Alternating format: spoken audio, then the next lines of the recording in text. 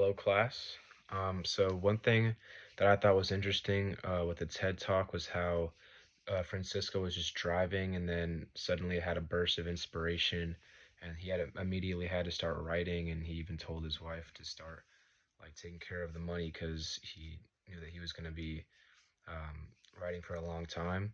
Another thing I thought was interesting was how he wrote about things that were happening in real life in a fantasy context so that people could digest it better. He was able to tie in politics and current events into his literature, but still make it artistic enough that people would want to read it. And then he also wrote about second chances, which I thought was cool because he had like a future vision for Latin America, and I feel like the people who were being oppressed at that time would have been really receptive to that type of a vision. In the interview, I found it interesting that he wrote without recognizing the multicultural elements that shaped his work because he didn't understand the extent of Latin American cultural diversity in his writing. He kind of just thought like everyone was similar or more homogenous at that time. He discovered the incorporation of African, indigenous, and European elements into his storytelling only after completing his novels. So he didn't realize the effect that that would have until after his work was finished.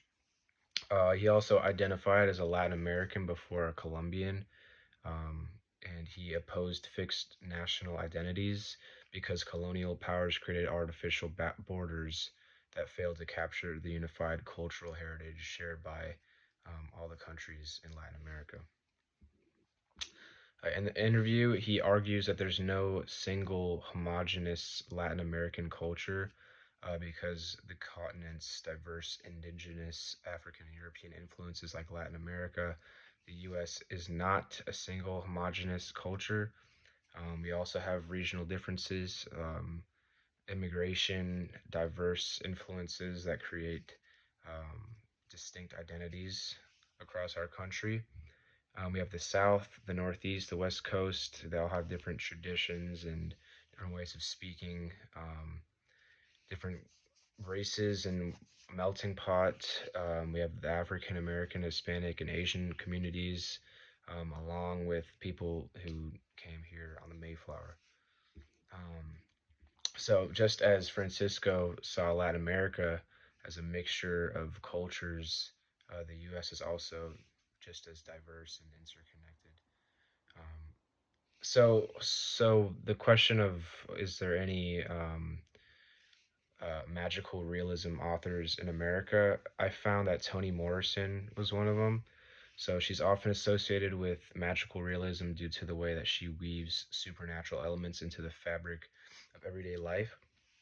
So, like Francisco, she was able to blend myth, folklore, and mystical themes with historical and social realities, which created a narrative style that transcends traditional realism, just traditionally talking about everyday life. In Beloved, for instance, the ghost of Seth's deceased daughter is not just a spectral presence, but a manifestation of trauma, memory, and the haunting legacy of slavery. It's something I found in my source.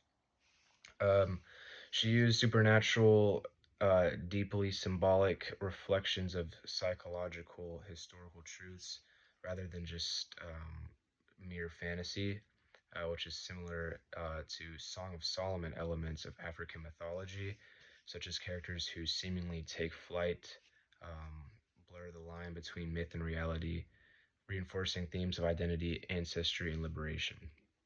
And then the link to that source will be in my post because it's kind of long.